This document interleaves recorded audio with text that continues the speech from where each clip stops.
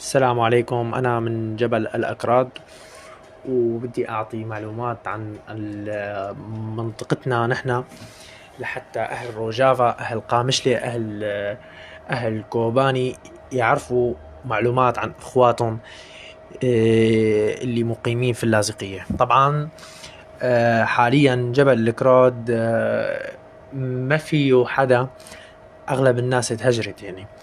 فعم نحكي نحن عن أهالي المنطقة اللي انتشروا وتوزعوا ضمن محافظات سوريا، منا اللاذقية ولا منا الشام، اللي راحوا يعني يتنقلوا بسبب الحرب والهجمة اللي صارت على المنطقة.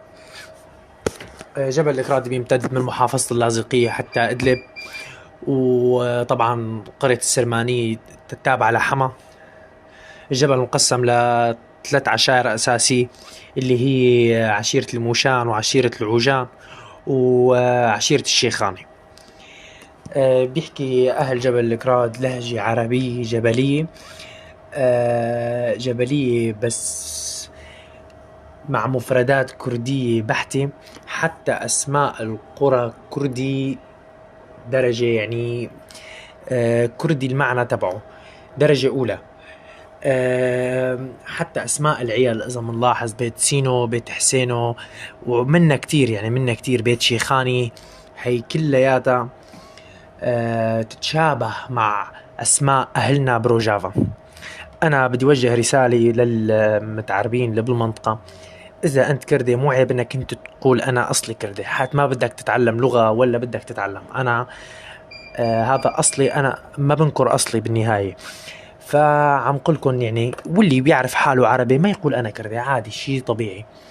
بالنهاية مثل ما بيقولوا الضفر ما بيطلع من اللحم. نحن وأهالي روجافا بشكل عام نحن أخوات، وما بتفرق بيننا غير التضاريس والمحافظات. هني أهلنا وناسنا، وأنا من الناس اللي بتفتخر إني بأصول الكردية وأصول الأيوبي. وطبعا كلياتنا بنعرف القصة المشهورة المنتشرة بيناتنا نحن أهل جبل الأكراد.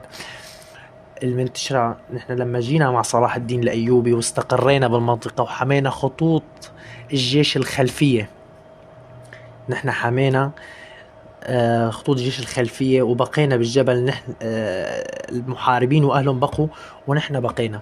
نحن قديمين وإن تاريخ يرفع الراس، يرفع الراس، ما يصير ننكره. ومو عيب إنه نقول نحن كراد، هذا الشيء عادي، شيء بالعكس إنك تفتخر بأصلك.